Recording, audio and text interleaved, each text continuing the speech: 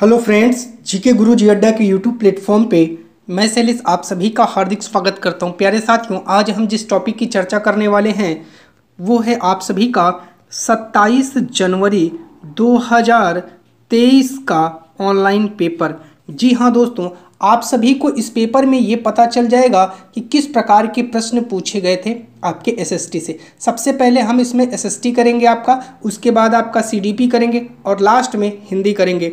Video marathon form में है, बिना पूरी वीडियो देखिए मत जाइएगा। अब एक दिन में एक पूरा प्रीवियस ईयर क्वेश्चन पेपर करवा देंगे, एग्जाम तक आपको बहुत ज़्यादा हेल्प मिल जाएगी। चलिए बिना विलंब किए हुए चलते अपने पहले क्वेश्चन पर और देखते हैं इसका राइट जवाब।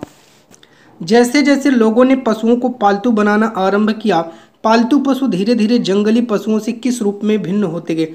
उनके दांत छोटे हो गए, उनके सींग छोटे हो गए। आपको बताना है 31 का राइट जवाब। तो भैया दोनों सही है, उनके दांत भी छोटे हो गए, उनके सींग भी छोटे हो गए। याद रखिएगा इसका राइट जवाब क्या हो जाएगा? तीसरा, ए और बी दोनों सही हैं। क्वेश्चन नंबर 32 क्या कह रहा है, आइए देख लेते हैं। देखिए फटाफट हम लोग करेंगे, ठीक है, टाइम वेस्ट नहीं करेंगे।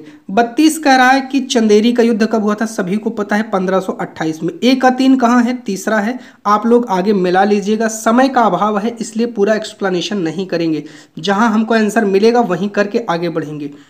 निम्नलिखित में से किस गुप्त वंश शासक ने महाराजा धीराज की उपाधि का प्रयोग किया था?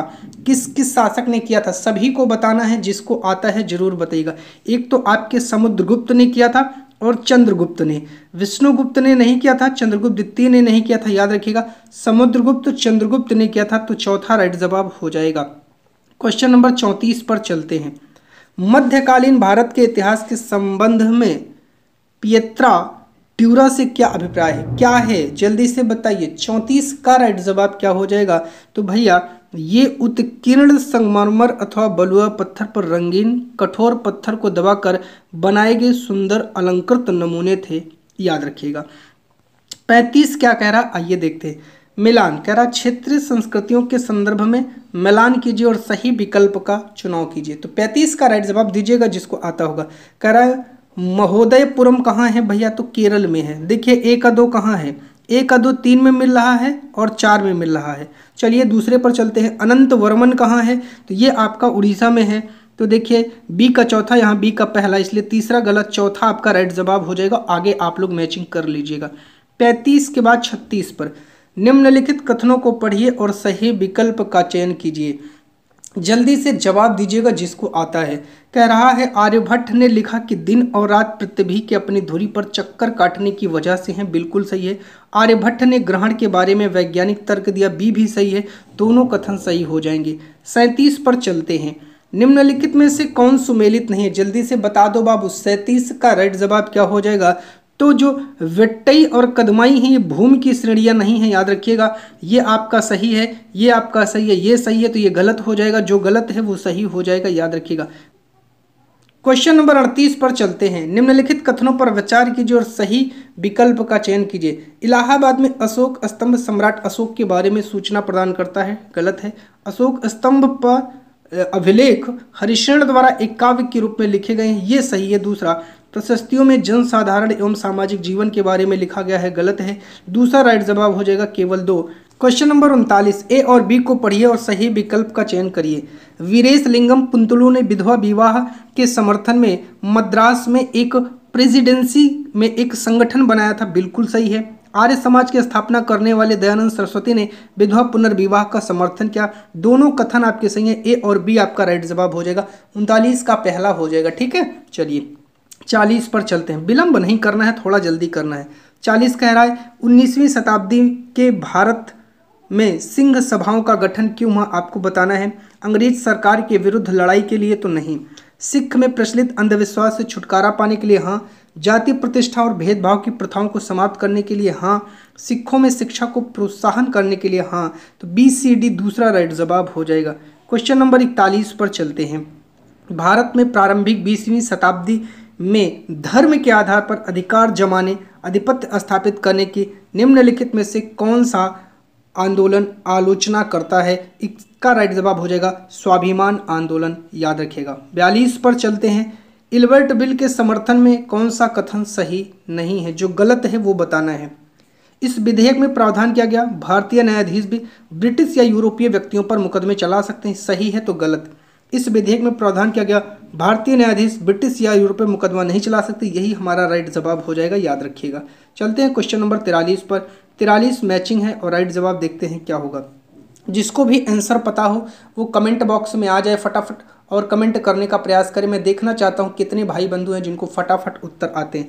चलिए, कोल विद्रोह कब हुआ था? 1831 और 32 में। तो ए का जब आपका चौथा मिल गया और ए तीसरे में भी है ए का चौथा। तो संथाल विद्रोह कब हुआ था? सभी को बताना है जल्दी से। बस्तर विद्रोह कब हुआ था? वर्ली कब हुआ था? जल्दी से बताइए। संथाल विद्रोह कब हुआ था आपका? तो संथाल आपका हुआ था 1855 में। आपका बस्तर विद्रोह हुआ था 1910 में और वर्ली विद्रोह हुआ था 1940 में, इसलिए आपका पहला राइट जवाब हो जाएगा। 44 पर चलते हैं। 44 कह रहा है निम्नलिखित में से किस नए राज्य का गठन 1 अक्टूबर 1953 को हुआ था? आंध्र प्रदेश का भाषा के आधार पर गठित होने वाला पहला राज्य है। 45 पर चलते हैं।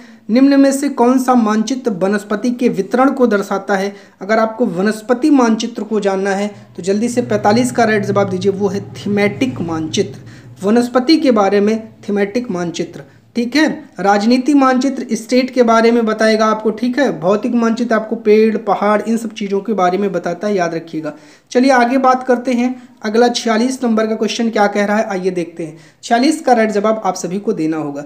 जब हम एक भारतीय शहर से ऑस्ट्रेलिया की राजधानी कैनबरा 149 डिग्री 7 मिनट पूर्व की यात्रा पर जाएंगे तब हम कितने घंटे अर्जित करेंगे या गंवाएंगे, आपको बताना है। तो बताइए, आप अर्जित करेंगे कि गंवाएंगे? तो सबसे पहले मैं आपको बता दूं, अगर आप भारत से ऑस्ट्रेलिया की यात्रा कर रहे हैं तो आप अपने समय को गंवा रहे हैं। तो गंवाने का आंसर कहाँ है? सब में गंवाना लिखा है। तो इसका राइट जवाब हो जाएगा कितना घंटा? 5 घंटा। आप कैलकुलेट कर लीजिएगा, 1 डिग्री बराबर 4 मिनट होता है, ठीक है। और भारतीय स्टैंडर्ड टाइम से निकाल करके आप कर लीजिएगा, आपको आंसर मिल जाएगा। इसको करने में समय लग जाएगा थोड़ा। चलते हैं 47 पर। 47 का नीचे दिए गए कथनों में ए और बी को पढ़ें और सही विकल्प का चुनाव करें। और 47 का राइट जवाब आप लोग कमेंट बॉक्स में दीजिए। कह रहा है 21 जून को उत्तर अयनांत होता है, मकर रेखा पर सूर्य की किरणें सीधी पड़ती हैं, बिल्कुल सही है। दक्षिण अयनांत 22 जनवरी को होता है, कर्क रेखा पर सूर्य की किरणें सीधी पड़ती हैं। क्या ये भी सही है? बताइए मुझे जल्दी से कमेंट करिए। 47 का राइट जवाब मैं जानना चाहता हूँ, क्या दोनों कथन सही हैं? भैया दोनों गलत हैं, उल्टा लिख दिया है। ये जो दक्षिण अयनांत है वहाँ क्या हो जाएगा, ये यहाँ कर्क नहीं, यहाँ मकर रेखा होगा, यहाँ कर्क रेखा होगा, तब हमारा उत्तर सही होगा। बाकी ये चीज़ तो सही है लेकिन यहाँ पर उसने गलती कर दी, इसलिए हमारे दोनों कथन गलत हो जाएंगे। 48 पर चलते हैं और 48 का राइट जवाब देखते हैं क्या होगा। ग्लोब के बारे में दिए गए कथनों को पढ़िए और सही विकल्प का चयन कीजिए। 48 का राइट जवाब दीजिए। कह रहा है ग्लोब पर देश, महाद्वीप, महासागर उनके सही आकार में दिखाया गया, ठीक है। ग्लोब हमारे लिए तब उपयोगी होता है जब हम पृथ्वी के केवल एक भाग का अध्ययन करते हैं। गलत, केवल शब्द आ गया, तो केवल ए सही हो जाएगा। 48 के बाद चलते क्वेश्चन नंबर 49 पे। कह रहा है निम्नलिखित में से कौन से महाद्वीप संहति के निर्माण के मुख्य खनिज हैं? बताइए महाद्वीप संहति के निर्माण के मुख्य खनिज कौन से? 49 का राइट जवाब आप सभी को देना है, जल्दी से मैं जानना चाहता हूं। तो वो है Cl, सिलिका और एल्युमिनियम, इसे Cl भी कहा जाता है, याद रखिएगा। चलिए बात करते हैं 50 पे। 50 क्या कह रहा है, आइए देख लेते हैं जल्दी से। 50 नंबर का क्वेश्चन का आंसर क्या कह रहा है? 50 क्या कह रहा है, आइए देखते हैं। कह रहा है कि कमेंट मारिएगा जिसको आंसर पता होगा 50 का। चलिए बोलिए 50 का राइट जवाब क्या हो जाएगा? देखिए तो इसका शीतोष्ण पर्णपाती क्या है भैया? बांज एस बीच है, याद रखिएगा, तीसरा राइट जवाब हो जाएगा। फिर उष्ण पर्णपाती क्या है? वे आपके साल, सागौन, शीशम है। फिर आपके उष्ण कटिबंधीय सदाबहार वन कौन है? रोजवुड, आबनूस, महोगनी है। शीतोष्ण सदाबहार वन आपके क्या है जो एक बचा है? बांच, चीड़, यूकेलिप्टस। आपका तीसरा इसमें राइट जवाब हो जाएगा, याद रखिएगा। 51 पर चलते हैं। 51 क्या कह रहा है, क्वेश्चन पढ़ते हैं, राइट जवाब देखते हैं। ए और आर को पढ़िए और सही विकल्प का चयन करके बताइए। 51 नंबर का आंसर जल्दी से दीजिए। कह रहा है कि पूर्णिमा एवं अमावस्या के दिनों में सबसे ऊंचे ज्वार उठते हैं, बिल्कुल सही है।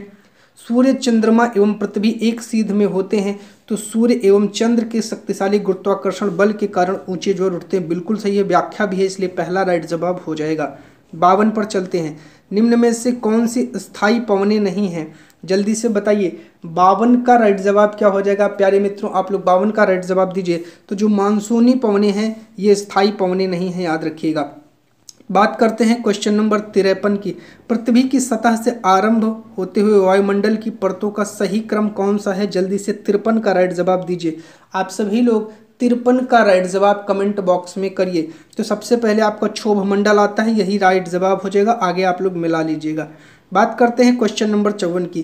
किस प्रकार की ग्रामीण बस्तियों में घास पास पास बने होते हैं? 54 का राइट जवाब क्या हो जाएगा भैया? तो बताइएगा, वो है सघन। ठीक है, चलते हैं 55 पर। 55 कह रहा है कि पलवोरेन मल्चिंग का क्या महत्व है? मृदा की नमी बनाए रखने में, याद रखिएगा। ठीक है, चलिए बात करते हैं 56 की, और 56 का राइट जवाब देखते हैं क्या होगा। खनिजों के संदर्भ में कौन सा कथन सही नहीं है? तो 56 का राइट जवाब क्या हो जाएगा भैया? खनिजों का एक निश्चित रासायनिक संयोजन है, ठीक है, तो गलत हो जाएगा। ये प्राकृतिक रूप से पाए जाते हैं, सही है, तो गलत हो जाएगा। पूरे स्थान में समान रूप से फैले हैं, ये गलत है, राइट जवाब आपका तीसरा हो जाएगा। 57 की बात करते हैं। कौन सा उद्योग विश्व का प्राचीनतम उद्योग है? जल्दी से 57 का राइट जवाब कमेंट करिए। तो वो कपास वस्त्र उद्योग दूसरा राइट जवाब हो जाएगा, याद रखिएगा। ठीक है, चलिए बात करते हैं क्वेश्चन नंबर 58 की। 58 का राइट जवाब देखते हैं क्या होगा। जिसको आंसर हमसे पहले पता है वो कमेंट बॉक्स में कमेंट कर सकता है। कह रहा पद राज्य और सरकार का अंतर बदल नहीं किया जा सकता। ठीक है, सरकार कानूनों के प्रबंधन और उन्हें लागू करने के लिए उत्तरदायी है, जबकि राज्य एक ऐसी राजनीतिक संस्था है जो उन प्रभुता संपन्न लोगों का प्रतिनिधित्व करती है जिन्हें एक निश्चित क्षेत्र पर अधिकार रखा है। बिल्कुल ठीक है, पहला राइट जवाब हो जाएगा। 58 के बाद 59 पर चलते हैं। 59 क्या कह रहा है आइए देख लेते हैं, जिसको भी आंसर पता हो कमेंट करिएगा।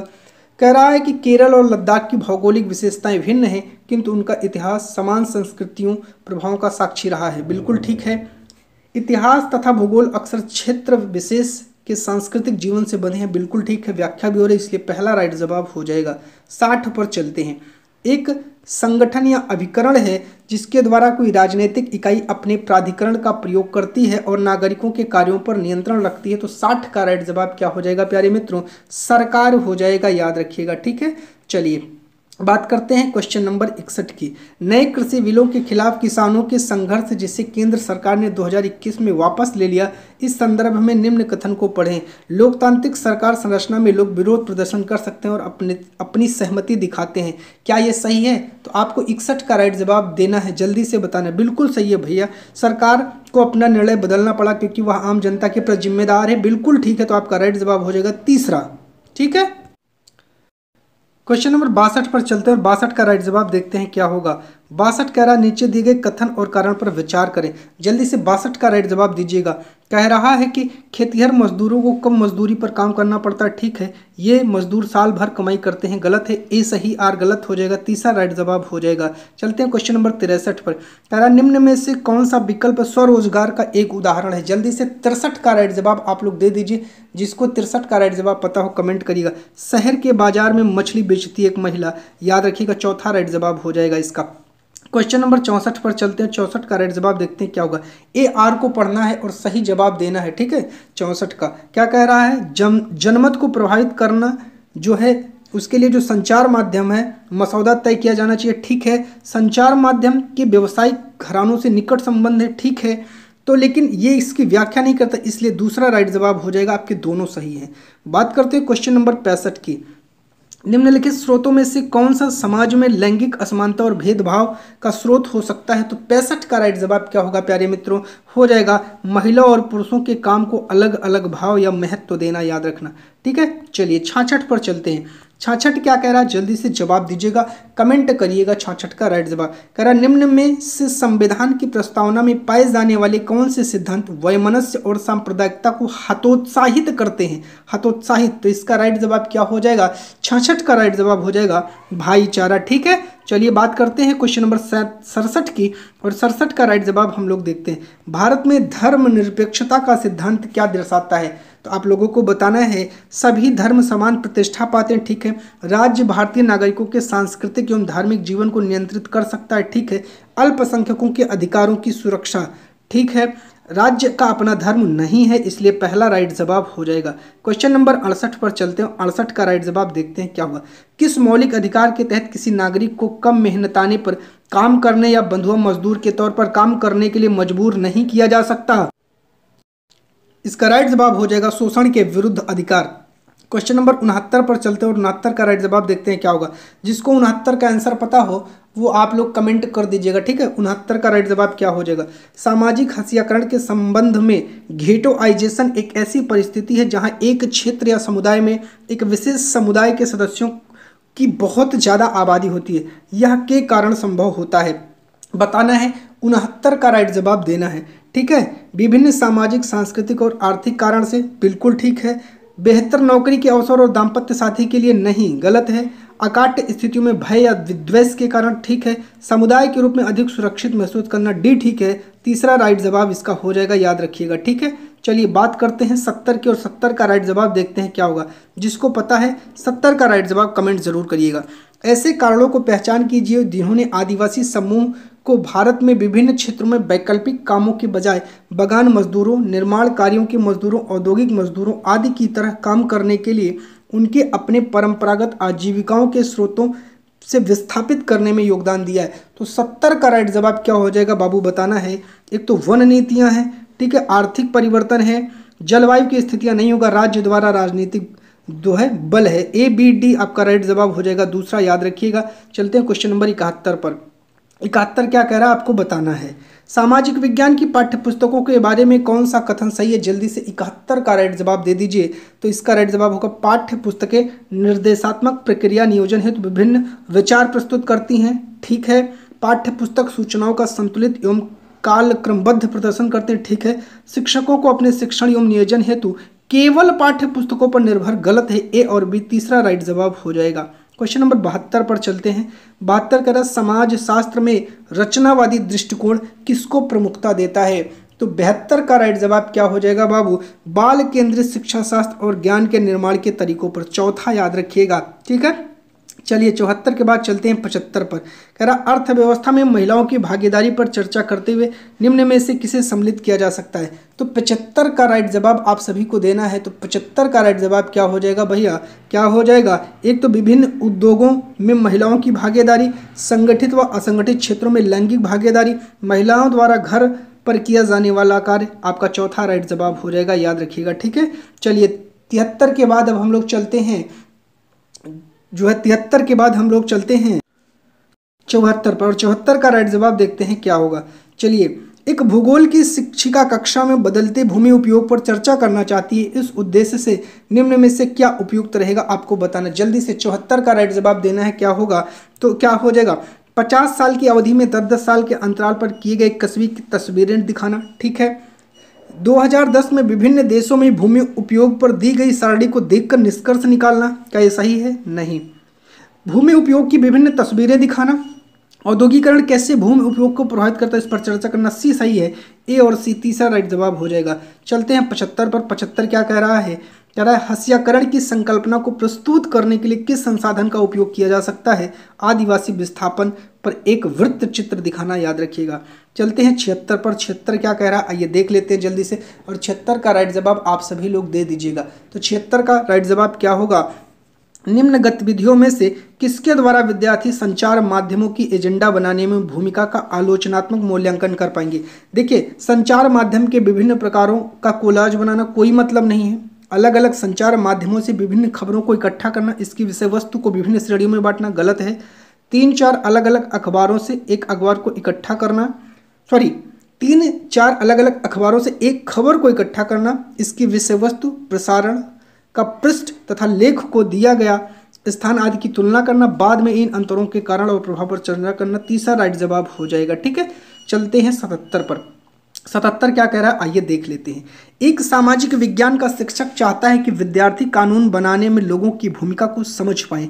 निम्न में से कौन सी गतिविधि विद्यार्थियों जो गतिविधियां हैं वो विद्यार्थियों को शामिल करने से ज़्यादा बढ़िया समझ में आएगी। आपको 77 का राइट जवाब देना। तो 77 का राइट जवाब क्या हो जाएगा, भारत में कानून के विभिन्न चरणों पर एक थीम वॉल तैयार करना, ठीक है। सूचना का अधिकार अधिनियम कैसे बना, इसका उदाहरण देते हुए चर्चा करना ठीक है। स्वयं एक ड्यूटी चार्ट बनाना और कक्षा में चिपका देना ये गलत है। ए और बी राइट जवाब आपका पहला हो जाएगा। 78 पर चलते हैं। कह रहा है आप स्थानांतरित कृषि के बारे में चर्चा कर रहे हैं। आपको यह दर्शाना है कि कहाँ पर झूमिंग एवं मिल्पा की जाती है। आप विद्यार्थियों से विश्व मानचित्र पर किन देशों को देखने के लिए कहेंगे। देखिए आपको पता है झूमिंग कहाँ होती है और जो है आपका मिल्पा कहाँ होता है। जल्दी से बताइए 78 का राइट जवाब आपको देना है। तो झूमिंग तो भारत में होती है, मिल्पा मैक्सिको में होती है। माँ से मिल्पा, माँ से मैक्सिको, याद रखिएगा पहला राइट जवाब हो जाएगा। 79 आदिवासियों को देखो वे कितने मनोहर दिखते हैं और ऐसा प्रतीत होता है कि वे सारे समय नाचते रहते हैं। एक शिक्षक के रूप में अगर आप पाठ्य पुस्तक में ऐसे कथन दिए गए हैं तो उसे किस संकल्पना से जोड़कर देखेंगे। 79 का राइट जवाब क्या हो जाएगा भैया, रूढ़िबद्ध धारणा, याद रखिएगा। चलते हैं 80 पर और 80 का राइट जवाब देख लेते हैं क्या होगा। निम्नलिखित प्रश्नों में से कौन से प्रश्न विद्यार्थियों में आलोचनात्मक चिंतन के कौशल को बढ़ा देते हैं। 80 का राइट जवाब देना है आपको। किन तरीकों से साम्राज्यवाद ने विजित राष्ट्रों को प्रभावित किया। बिल्कुल आलोचनात्मक का मतलब जिसमें सकारात्मक नकारात्मक दोनों पक्षों का वर्णन हो। बाल विवाह की क्या हानियां हैं, बिल्कुल ठीक है। संविधान का कौन सा हिस्सा या भाग स्वतंत्रता से संबंधित है, ये गलत है। कौन से कारक है जिन्होंने लोगों को एकजुट होने और राष्ट्रवाद की भावना विकसित करने, डी सही है। ए बी डी दूसरा राइट जवाब हो जाएगा। 81 पर चलते हैं। भूगोल में मानचित्र कला तकनीकी केंद्रित है, किससे केंद्रित है। 81 का राइट जवाब दीजिएगा। विषय या थीमेटिक आधारित संप्रतियों की बेहतर समझ पैदा करना, पहला राइट जवाब हो जाएगा। 82 पर चलते हैं और 82 का राइट जवाब देखते हैं क्या होगा। कमेंट करिएगा, जिसको पता है वो लोग जरूर कमेंट करें। चलिए कह रहा है कि मिडिल स्तर पर सामाजिक विज्ञान की एक शिक्षिका चाहती है उसके विद्यार्थी भारत में सार्वजनिक स्वास्थ्य व्यवस्था की दशा को समझ पाएं। निम्न में से कौन सी गतिविधि सबसे उपयुक्त है। उनके क्षेत्र में सरकारी प्राइवेट स्वास्थ्य केंद्रों के बारे में आंकड़े एकत्रित करना और उसकी तुलना करना, ठीक है। स्वास्थ्य सेवाएं सरकार का प्राथमिक दायित्व पर चर्चा करना, ठीक है। लोगों का साक्षात्कार करना और उन्हें सरकारी स्वास्थ्य सेवाओं के अपने अनुभवों को बांटने को कहना, चौथा राइट जवाब हो जाएगा। सभी आपके सही हैं।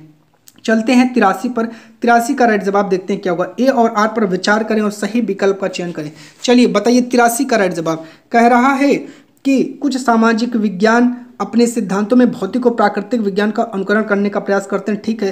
प्रायः माना जाता है कि मात्र प्राकृतिक और भौतिक तत्वों का ही वैज्ञानिक परीक्षण है, ठीक है। व्याख्या भी हो रही, इसलिए पहला राइट जवाब है।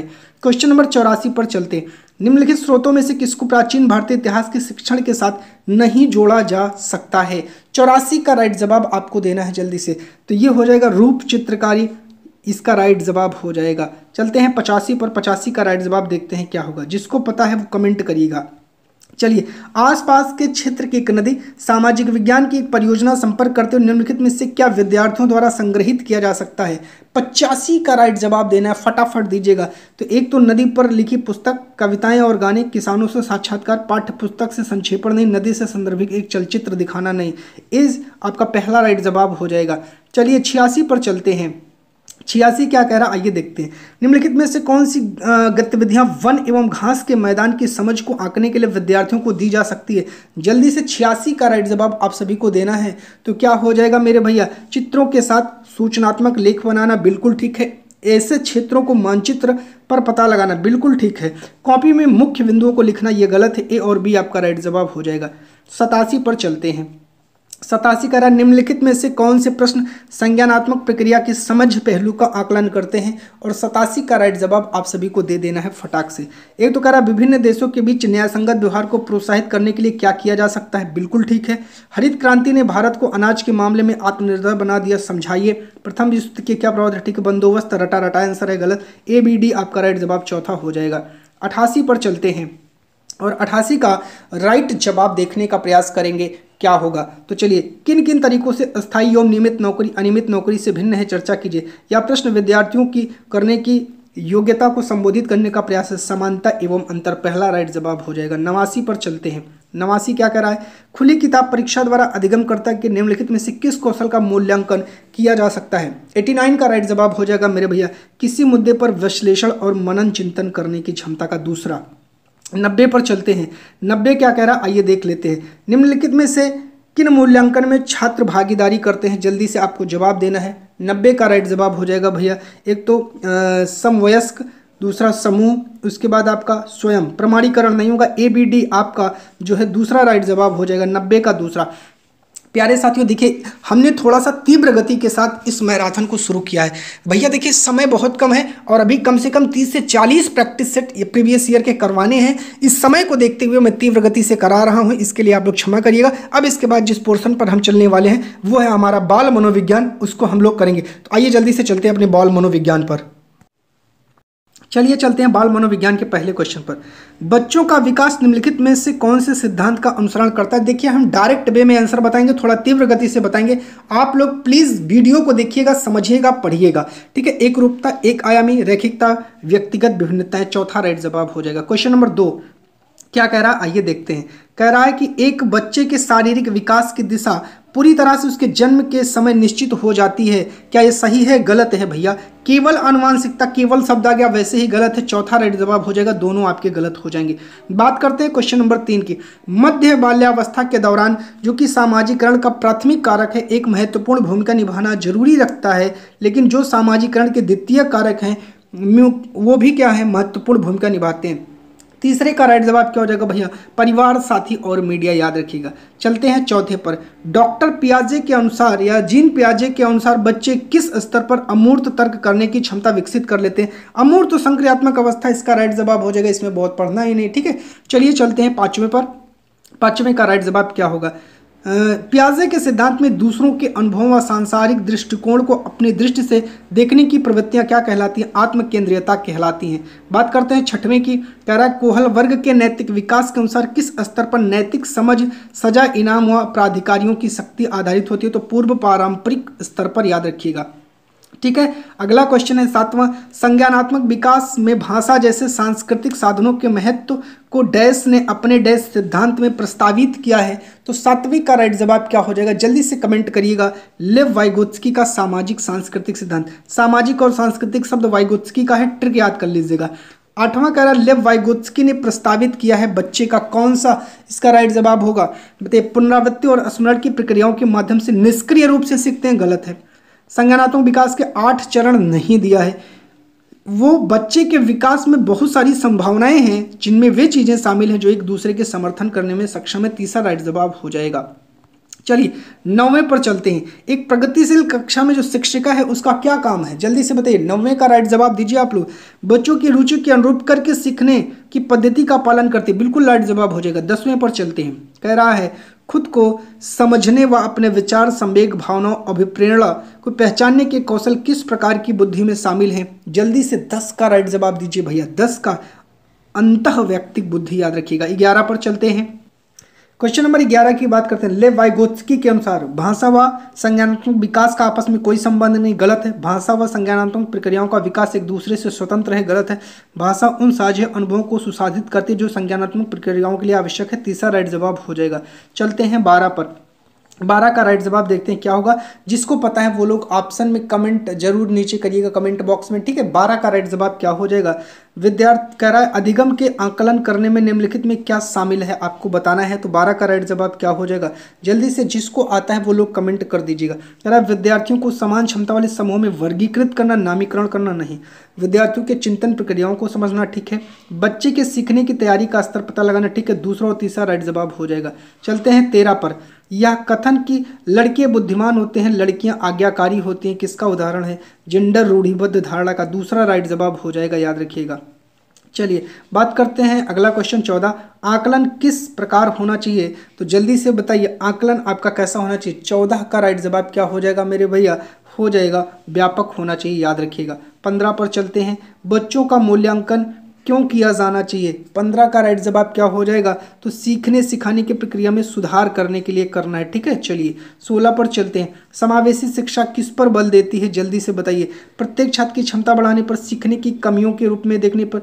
जल्दी से बताइए क्या होगा इसका राइट जवाब? शैक्षणिक प्रदर्शन के आधार पर, संज्ञानात्मक कौशल के आकलन पर, प्रत्येक बच्चे के सीखने मूल्यांकन के समान मानदंड निर्धारित करने पर। तो 16 का राइट जवाब क्या होगा मैं जानना चाहता हूँ। इसका राइट जवाब भैया हो जाएगा प्रत्येक छात्र की क्षमता को बढ़ाने पर, पहला, ठीक है, 17 पर चलते हैं।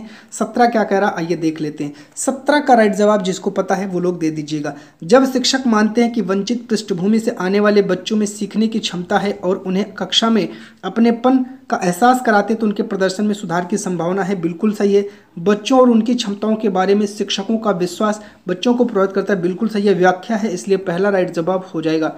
बात करते हैं अगले क्वेश्चन की। क्वेश्चन नंबर 18 क्या कह रहा है आइए देखते हैं। डैश से सामग्री की प्रस्तुति को सुगम बनाती है। जल्दी से 18 का राइट जवाब दीजिए। कई तरीके से सामग्री की प्रस्तुति सभी बच्चों के अधिगम को सुगम बनाती है। पहला राइट जवाब हो जाएगा। 19 पर चलते हैं। सीखने की अक्षमता वाले छात्रों के लिए निम्नलिखित में से कौन सा उचित समायोजन नहीं है। 19 का राइट जवाब हो जाएगा मूल्यांकन के लिए मानकीकृत परीक्षण। ठीक है, 20 पर चलते हैं। धारणाओं में लचीलापन, धारा प्रवाहिता और मौलिकता निम्नलिखित में से किसकी प्रातिनिधिक अभिज्ञेय विशेषताएं हैं। जल्दी से 20 का राइट जवाब आप लोग दे दीजिए। तो 20 का राइट जवाब हो जाएगा भैया रचनात्मक शिक्षार्थी के। ठीक है, चलिए चलते हैं 21 पर। 21 का राइट जवाब क्या होगा। शिक्षकों को डैश पाठ्यचर्या और डैश मूल्यांकन का उपयोग करना चाहिए। तो 21 का राइट जवाब हो जाएगा भैया लचीला और रचनात्मक, याद रखिएगा। 22 पर चलते हैं। 22 का राइट जवाब देखते हैं क्या होगा। एक शिक्षक की छात्रों को प्रभावी समस्या समाधान कर्ता बनाने में सक्षम किस प्रकार बनाना चाहिए। तो 22 का राइट जवाब क्या होगा आप लोग कमेंट करिएगा। समान सोच के उपयोग को प्रोत्साहित करके चौथा राइट जवाब हो जाएगा। 23 पर चलते हैं और 23 का राइट जवाब देखते हैं क्या होगा। ठीक है, चलिए। मध्य विद्यालय के छात्रों में ज्ञान निर्माण और अर्थ बनाने की प्रक्रिया को सुगम बनाने के लिए किसका प्रयोग करना चाहिए। तो जल्दी से 23 का राइट जवाब जिसको भी पता है कमेंट कर दे। तो क्या होगा सक्रिय अन्वेषण, सामाजिक संपर्क, प्रयोग, व्यवहार का अनुबंधन नहीं। आपका तीसरा राइट जवाब हो जाएगा। 24 पर चलते हैं। 24 कह रहा है निम्नलिखित में से कौन सी रणनीति छात्रों की अवधारणात्मक समझ को बढ़ावा नहीं देगी। तो 24 का राइट जवाब क्या हो जाएगा भैया वो छात्रों को बैक बोर्ड जिसे ब्लैक बोर्ड से ज्यों के त्यों कॉपी करने के लिए कहना है। बस यही राइट जवाब हो जाएगा, ऐसा नहीं करना है। विद्यार्थी से किसी सहकर्मी को अवधारणा समझाने के लिए कहना ठीक है। विद्यार्थियों से उदाहरण और गैर उदाहरण के बारे में सोचने के लिए कहना ठीक है। छात्रों को पिछले अवधारणाओं के संबंध में बनाने के लिए कहना ये भी ठीक है। तो ठीक है, 24 के बाद 25 पर चलते हैं। मध्य विद्यालय के शिक्षकों को शिक्षण अधिगम प्रक्रिया के दौरान छात्रों की वैकल्पिक भ्रांतियों से कैसे निपटना चाहिए। तो 25 का राइट जवाब बाबू क्या हो जाएगा उन्हें संबोधित करके, याद रखिएगा। 26 पर चलते हैं। संवाद व चर्चा के दौरान बच्चों ने सहज ज्ञान युक्त अनुमान लगाने को सुसाधित करना चाहिए। चौथा राइट जवाब हो जाएगा। 27 पर चलते हैं और 27 का राइट जवाब देखते हैं क्या होगा। समस्या समाधान की प्रक्रिया को किस प्रकार सुगम बनाया जा सकता है। तो 27 का भी राइट जवाब आपका क्या होने वाला है, राइट जवाब हो जाएगा सहज अनुमान को बढ़ावा दे करके। बात करते हैं क्वेश्चन नंबर 28 की। 28 का राइट जवाब क्या हो जाएगा आइए देखते हैं। मध्य विद्यालय की कक्षा में छात्रों के बीच प्रतिस्पर्धा को क्या करना है, प्रोत्साहित किया जाना चाहिए क्योंकि वे विजेता और हारे हुए बच्चों के नामीकरण उन्हें रचनात्मक रूप से सीखने के लिए प्रेरित करते हैं। गलत है। ठीक है, मध्य विद्यालय के कुछ छात्रों के बीच प्रतिस्पर्धा को करना, जो प्रतिस्पर्धा है इस शब्द को ध्यान में रखना है। नजरअंदाज किया जाना चाहिए छात्रों को यह तय करने के लिए कि छोड़ दिया जाना चाहिए, ये तो गलत है, छोड़ना नहीं है। प्रोत्साहित किया जाना चाहिए, गलत है, प्रोत्साहित नहीं करेंगे। हतोत्साहित किया जाना चाहिए क्योंकि यह छात्रों के तनाव और चिंता को बढ़ावा देता है जिससे उनके संज्ञानात्मक विकास में बाधा आती है। बिल्कुल चौथा राइट जवाब आ जाएगा। चलते हैं क्वेश्चन नंबर 29 पर। जब बच्चे डैश की भावना का अनुभव करते हैं तो उनके सीखने पर सकारात्मक प्रभाव पड़ने की संभावना है। किसका, जल्दी से, इसमें से खुशी एक है जो आपका पॉजिटिव है। बात करते हैं क्वेश्चन नंबर 30 की और 30 का राइट जवाब देख लेते हैं क्या होगा। जल्दी से फटाफट आइए देख लेते हैं। कह रहा है एक क्या कह रहा है आइए पढ़ते हैं और समझते हैं। कह रहा है छात्रों को अपनी सफलता और विफलता के लिए आंतरिक कारकों को जिम्मेदार ठहराने पर प्रतिबंध करने के लिए प्रोत्साहित करें जिससे उन्हें खुद पर रचनात्मक रूप से काम करने में मदद मिले। बिल्कुल सही है। सफलता और असफलता के आंतरिक गुण व्यक्तियों को कड़ी मेहनत करके अपने प्रदर्शन को बेहतर बनाने में मदद करते हैं। व्याख्या भी करा, इसलिए पहला राइट जवाब हो जाएगा। सीडीपी का भी पोर्शन आपका कंप्लीट कर दिया। अब हम प्यारे मित्रों हिंदी की तरफ बढ़ रहे हैं। देखिए थोड़ा सा आप लोग पेशेंस बनाइएगा। हमारी इस पढ़ाने के तरीकों जो तरीका है इसमें थोड़ा सा मुझे लगता है कि मैं तीव्र गति से पढ़ा रहा हूँ, लेकिन आपकी परीक्षा में बहुत ज़्यादा समय नहीं बचा है मित्रों, और मैं सोच रहा हूँ जितना ज़्यादा से ज़्यादा हो सके प्रीवियस ईयर क्वेश्चन पेपर एक बार आपको दिखा दूँ। कभी कभी तो हूबहू बहुत सारे प्रश्न आपके रिपीट हो जाते हैं, तो एक सरसरी निगाह से आप लोग इसको जरूर देख लीजिएगा। मैं थोड़ा तीव्र गति से वीडियो जरूर जो है बना रहा हूँ क्योंकि समय का अभाव देखते हुए प्यारे साथियों वीडियो बहुत ज़्यादा बनाना है, मतलब क्वेश्चन बहुत ज़्यादा आपको कराना है, इसलिए मेरा ये फोकस है कि जल्दी जल्दी आपको सारे टॉपिक जरूर कवर करवा दिए जाए। आइए चलते हैं हिंदी पर। तो चलिए दोस्तों बात करते हैं हिंदी में। हिंदी में सबसे पहले आपको एक गद्य दिया है, इसको पढ़ना है, पढ़ करके इसका उत्तर देना। गद्य और पद्य के फ्री के नंबर होते हैं, तो बहुत अच्छे से आप सभी को करना है। आप लोग देखिए थोड़ा सा धैर्यपूर्वक क्वेश्चन को करने का प्रयास करिएगा। आप लोग बहुत तीव्र गति से जो है इसकी तरफ मत भागिएगा, ठीक है। तो आप लोगों को बहुत आराम से क्वेश्चन को पढ़ना है, क्वेश्चन को सॉल्व करना है, ठीक है। तो चलते हैं हम लोग हिंदी पर और देखते हैं हिंदी हमारा जो है कैसा पेपर आया है और हिंदी में हमें किस प्रकार के क्वेश्चन मिल रहे हैं। तो इसके लिए जो है आप लोग थोड़ा सा पेशेंस बनाए रखिएगा, ठीक है। थोड़ा सा मैं तीव्र गति से करवा जरूर रहा हूँ, इसके लिए आप लोग थोड़ा सा नाराज भी हो सकते हैं कि मैं बहुत तीव्र गति से करा रहा हूँ, लेकिन दोस्तों मैं कर क्या सकता हूँ, समय की मजबूरी है और उस मजबूरी को ध्यान में रखते हुए मुझे तीव्र गति से थोड़ा क्लास करवानी पड़ रही। तो चलिए बात करते हैं अपने गद्य की। कह रहा मेघालय यानी बादलों का घर, ठीक है। 3 पर्वतीय अंचलों में बटा हुआ मेघालय खासी, गारो और जयंतिया पर्वत, हर अंचल की अपनी अलग संस्कृति है। हर कहीं पारिवारिक व्यवस्था मात्र सत्तात्मक है। तमाम दुकानों पर स्त्रियां सौदा बेचती रहती हैं, बेहिचक बतियाती दिखाई देती हैं। शायद कमोबेश यह स्थिति पूर्वोत्तर के अन्य राज्यों में भी है, भले ही वहाँ मात्र सत्तात्मक परिवार व्यवस्था न हो। भारत में जहाँ भी जाइए लोग सब जगह ऐसे ही हैं। हाँ, बोली, पहनावे, नाक नक्शा में थोड़ा अंतर है, यह स्वाभाविक ही है। भौगोलिक स्थितियाँ ही ऐसा अंतर कर देती हैं। यहाँ के रंगारंग नृत्यों का अपना सौंदर्य है। नृत्य और उत्सव के जरिए शांति और संपन्नता की कामना की जाती है। अच्छी फसल के लिए ईश्वर को धन्यवाद दिया जाता है। उत्तर, दक्षिण और पूर्व भारत के उत्सवों में भी तो यही भावना निहित है। खासियों के नोंगक्रेम नृत्य को देखने के बाद मांसमयी गांव की गुफाओं की ओर प्रस्थान किया। चलिए अब बात करते हैं क्वेश्चन की। 91 कह रहा है प्रस्तुत गद्यांश की विधा क्या है। एक यात्रा वृत्तांत है, घूमने गया है, याद रखिएगा। 92 क्या कह रहा है, हर अंचल की अपनी अलग अलग संस्कृति क्यों है। तो 92 का राइट जवाब दीजिए भैया, क्या हो जाएगा, तो हो जाएगा भौगोलिक स्थितियों के अंतर के कारण, ठीक है। चलिए बात करते हैं अगले क्वेश्चन की। 93 की तमाम दुकानों पर स्त्रियां सौदा बेचती हैं, बेहिचक बतियाती दिखाई देती हैं। यह पंक्ति किसकी ओर संकेत कर रहा है। यह संकेत कर रहा है समाज में स्त्रियों की उन्नत स्थिति का।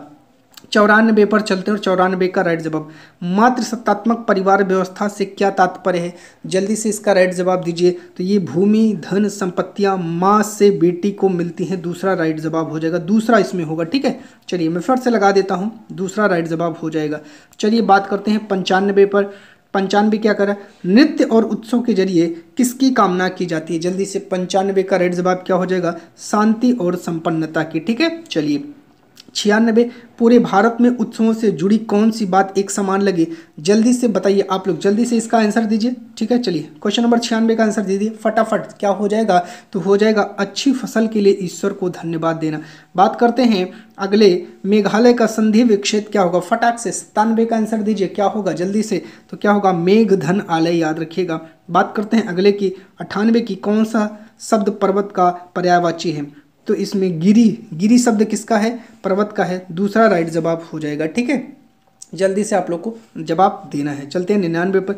ये क्या कह रहा है, पर्वतीय शब्द में कौन सा प्रत्यय जुड़ा है। जल्दी से बताइए, उपसर्ग आगे प्रत्यय पीछे ई, तो आपका पहला राइट जवाब हो जाएगा, याद रखिएगा, ठीक है। चलिए 99 का क्या हो जाएगा भैया, पहला। चलते हैं 100 नंबर पर। अच्छा 100 नंबर नहीं है, पहले आपको एक जो है पद्य दिया गया। पद्य का मतलब कविता। चलिए पढ़ लेते हैं। फिर तेजी से तूफान का झोंका आया और सड़क के किनारे खड़े सिर्फ एक पेड़ को हिला गया।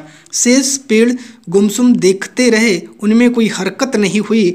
जब एक पेड़ झूम झूम कर निढाल हो गया, पत्तियां गिर गई, टहनियाँ टूट गई, तना ऐंच हो गया, तब हवा आगे बढ़ी। उसने सड़क के किनारे दूसरे पेड़ों को हिलाया। शेष पेड़ गुमसुम देखते रहे। इस नगर में लोग या तो पागलों की तरह उत्तेजित होते हैं या दुबक कर गुमसुम हो जाते हैं। वे हर समय अकेले ही हो जाते हैं। चलिए आइए जल्दी से फटाफट देख लेते हैं। क्वेश्चन नंबर 100 पर चलेंगे। 100 क्या कह रहा है, इस काव्यांश में नगर के किस तरह के जीवन को रेखांकित किया गया। जल्दी से फटाफट बताइए। तो इसमें भैया एकाकी जीवन को बताया गया है, ठीक है। चलिए 101 कविता की किन पंक्तियों से प्रतीत होता है कि एक व्यक्ति पर संकट आने पर शेष लोग तटस्थ रहते हैं। तो जल्दी से 101 का राइट जवाब क्या हो जाएगा, शेष पेड़ गुमसुम देखते रहे। इससे 102 क्या कह रहा है, आइए देखते हैं। तूफान का झोंका आया से क्या वंचित हुआ है। तो जल्दी से 102 का राइट जवाब दीजिए, संकट आना, चौथा राइट जवाब हो जाएगा। 103 पर चलते हैं। नगरीय लोगों की किन दो प्रतिक्रियाओं की बात हुई है। तो 103 का राइट जवाब हो जाएगा भैया, उत्तेजित और गुमसुम होना। 104 पर चलते हैं। कह रहा है ऐंचा का क्या अर्थ है, जल्दी से बताइए। 104 का अर्थ है टेढ़ा हो जाना, कहते नहीं ऐंच देंगे। चलिए बात करते हैं 105 की। उत्तेजित में प्रत्यय क्या है, उत्तेजित इत प्रत्यय है, याद रखिएगा, ठीक है। चलिए 105 के बाद चलते हैं हम अपने क्वेश्चन पर 106 पर। चलिए क्या कह रहा है आइए देख लेते हैं। कह रहा है एक अध्यापक चाहता है कि उसके विद्यार्थी कक्षा के बाहर भी सक्षम और आत्मविश्वासी पाठक बने। निम्नलिखित में से कौन सी रणनीति कक्षा में सर्वाधिक महत्वपूर्ण होगी। तो 106 का मैं राइट जवाब जानना चाहता हूँ क्या होगा। तो विविध प्रकार की रुचिकर उपयुक्त प्रासंगिक पाठ्य सामग्री पढ़ाने के अवसर देना, चौथा राइट जवाब हो जाएगा। 107 पर चलते हैं। निम्नलिखित में से कौन सी युक्ति बच्चों के भाषा विकास में मदद नहीं करेगी। 107 का राइट जवाब क्या होगा, आइए देखते हैं, इसको पूरा पढ़ लेते हैं। दूसरों के साथ अर्थपूर्ण अंतःक्रिया करने के अवसर देना। निगेटिव पूछा है तो गलत हो जाएगा, जबकि सही है।